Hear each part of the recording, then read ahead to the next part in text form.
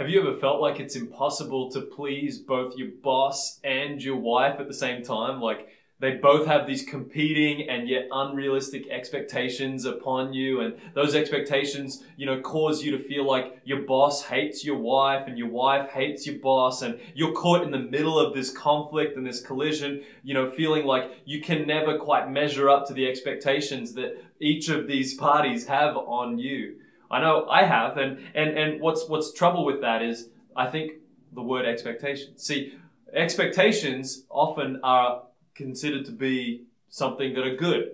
I want to suggest expectations are our enemy, whereas flexibility is our friend. See, expectations often are unrealistic. I mean, life never goes the way that we expect it to, right? I mean, life never goes exactly as we had planned. What matters is when it doesn't go exactly as expected, how we respond. And that's a choice and a conscious decision that you and I can make. If our expectations go unmet, do we become disappointed and frustrated and spiral down into this negativity and cynicism, or do we quickly adjust and flex and change and adjust to the situation based on what's needed to try and move forward? You see, expectations are our enemy, whereas flexibility is our friend. If we respond better and positively to unmet expectations, it's going to drastically affect the outcome and how things move forward from that. See, our responses are quite contagious, and it affects the people around us, in this case, both your boss and your wife. But have you ever considered that perhaps your response is actually contributing to the pressure and the collision between those unmet expectations between your boss and your wife? See, a lot of times, I think in direct ways and indirect ways, we actually contribute towards these unmet expectations and toward, the competing influences in those two things. And if you're anything like me, I don't think it's often direct. I think it's more often indirect, in that I stay passive, I stay unengaged, and I just try and kind of avoid the issues and sidestep it and move around so that we try and kind of smooth things over and just keep everyone happy, and pander here to this one while the wife's upset, and try and calm her down, and then the boss, and it's this constant back and forth. Whereas I wonder if there's actually a way that our passivity is fueling this thing to keep going on, and the conflict to come back around again and again and again, for us to not actually ever move forward through it and gain any progress in resolving some of the issues. And it only perpetuates it if we stay passive and disengaged. See, I think what needs to happen is we need to inject ourselves and some intentionality and some initiative and some action on our part. Here, let me suggest simple steps.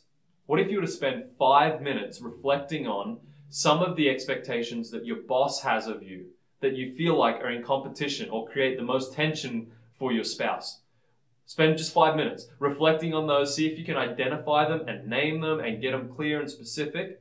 And then take 5 minutes and do the exact same thing. What are some of the expectations that your wife has of you that you feel like create the most tension and pressure and stress for your boss? And just name them, identify them, get them down on a list. And then the real action takes place. Initiate conversations with both your boss and with your wife to talk through what some of those expectations are. Ask them, are these real expectations that you have of me? Are these fair? Am I reading the situation correctly?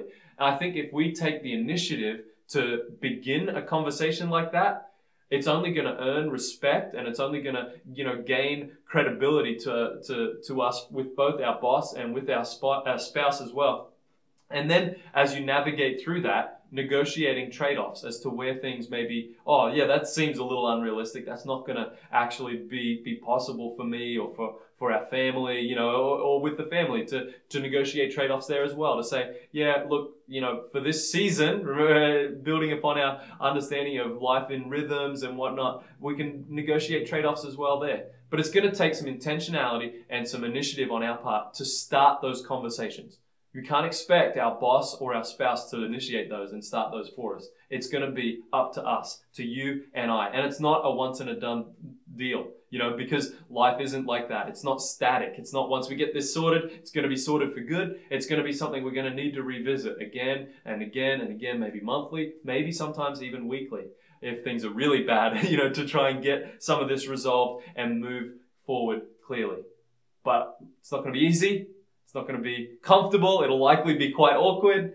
But the way we do it in a positive, upbeat, gracious, you know, friendly way, I'm convinced is actually going to help minimize the collisions and the tension and the stress you feel between expectations from work and home, and actually help resolve those a little bit. But remember, expectations are our enemy. Flexibility is our friend.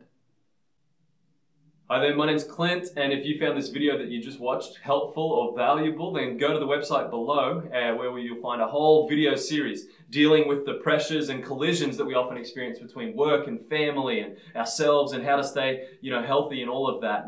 And through, we've identified 9 of the most common collisions where, you know, work and family collide, and how to deal with some of those things. We'll talk about how to become better at what you do in your job so that you earn those promotions and make extra money. We'll talk about how to have an open and honest and loving relationship with your wife that actually makes it feel like she's on the same team as you rather than constantly fighting and working against you, and how to have a fun-filled relationship with your kids that's full of warmth and laughter and great memories, while also staying healthy as a person and enjoying good times with your mates and with your friends as a person as well.